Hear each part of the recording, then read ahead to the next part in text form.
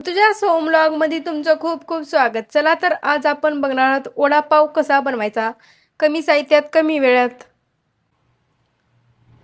त्यासाठी मी इथं 4 मोठाले बटाटे घेतलेले आहेत कट करून.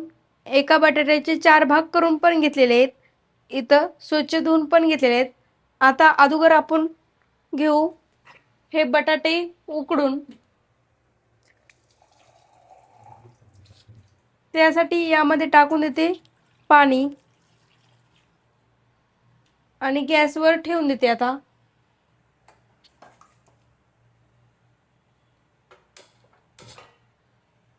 बटाटे हे जास्त पण पचपच नाही शिजले पाहिजे. शिजतील तोपर्यंत आपण घेऊ त्याचं सारण म्हणून. त्यासाठी मी इथे 1 वाटी बेसन पीठ घेतलेलं आहे. त्यामध्ये टाकून देते आता थोडं मीठ,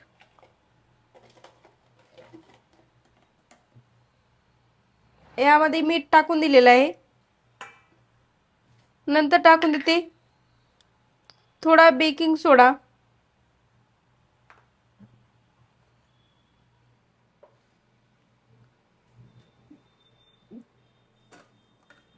नंतर त्यामध्ये टाकून देते थोडी हळद,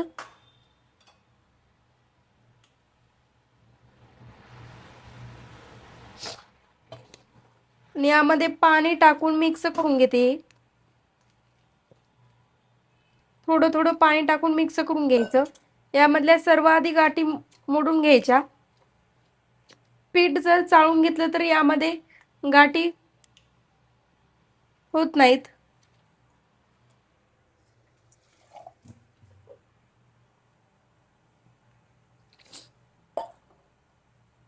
तुम्ही जर चॅनलवर नवीन असाल तर चॅनलला नक्की सबस्क्राईब करायला विसरू नका. बेल आयकॉन बटन पण क्लिक करायला विसरू नका.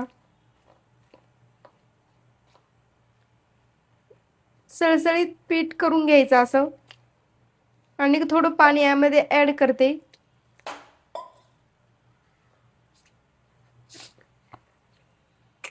इथं असं बॅटर बनवून तयार आहे.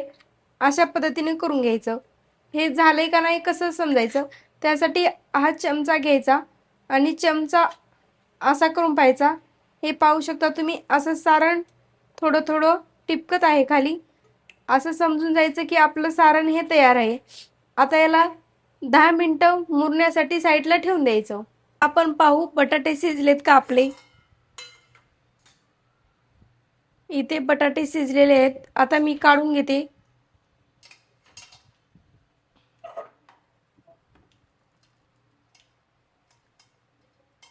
थोडं थंड होऊ दे. आता या बटाट्यावरचं साल पण काढून तयार झालेले आहेत बटाटे आपले.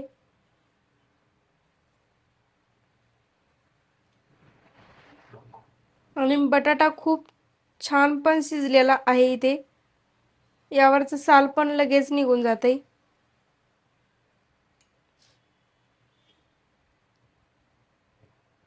नंतर याला थोडं थोडं असं मॅश हाताने करून घेते, किंवा तुम्ही फोडी केला तर चालतं याच्या.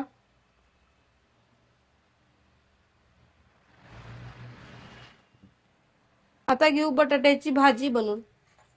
त्यासाठी आता गॅस लावून घेते. गॅसवर कढई ठेवून देते.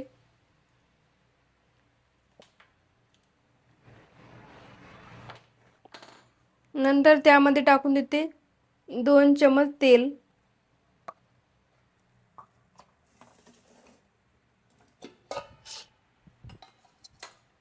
त्यामध्ये जातील अगोदर मोहरी. मोहरी चांगली तुडतुड द्यायची.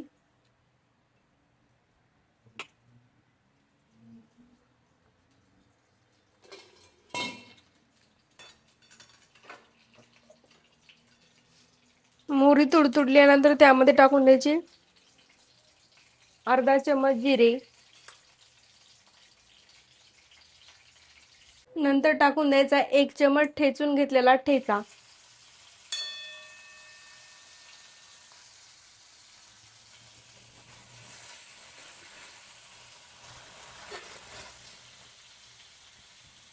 वा, काय सुगंध दरवळतोय ना ठेच्याचा. नंतर त्यामध्ये टाकून द्यायची थोडी हळद. नंतर असा मॅश केलेला बटाटा यामध्ये टाकून द्यायचा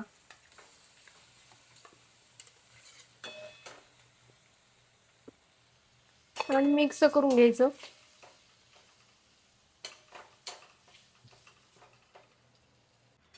हे मिक्स करून घेतलेलं आहे चांगलं. आता त्यामध्ये टाकून देते थोडं चवीप्रमाणे मीठ.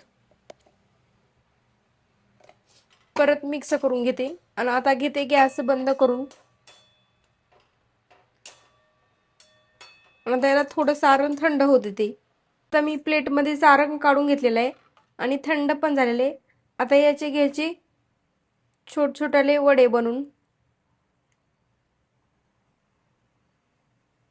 तुमच्या लहान मोठ्या आकाराचे तुम्ही करू शकता.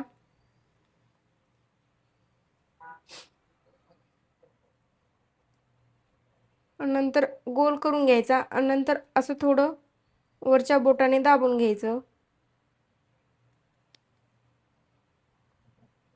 हे पाहू शकता इथे तयार आहे असा.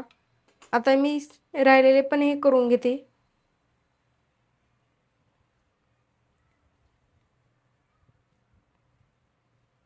आता करून घेते सर्व.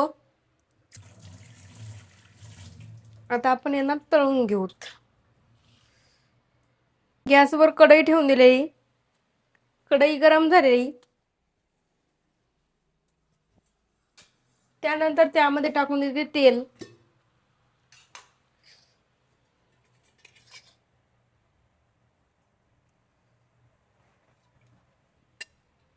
तेल चांगलं गरम होऊ द्यायचं. तर रंग येईपर्यंत खरपूस भाजून घ्यायचं. थोडं पलटी करून घेते याला.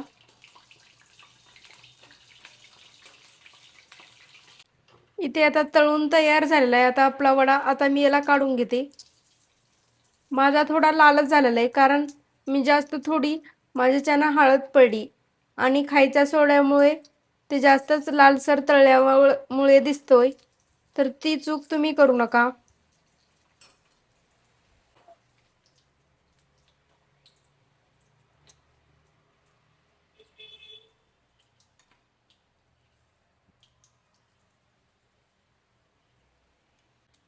इथे वडे बनवून तयार आहेत.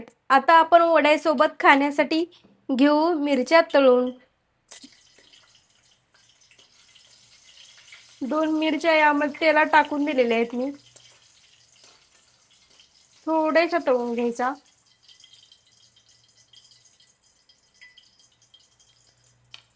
नंतर थोडी आपण चटणी बनवू वडापाव सोबत खाण्यासाठी. त्यासाठी आता थोडी शेव काढून घेते यामध्ये.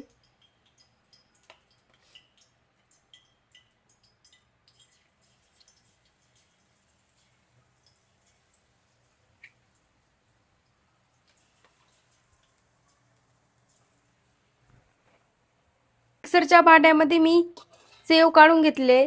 त्यामध्ये टाकून देते थोडं लाल तिखट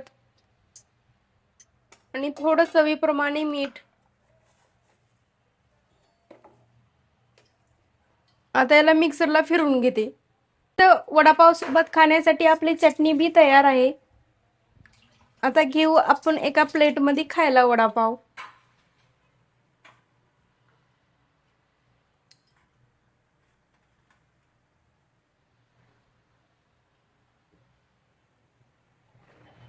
तयार आहे इथे आपला खाण्यासाठी असा कुरकुरीत वडापाव.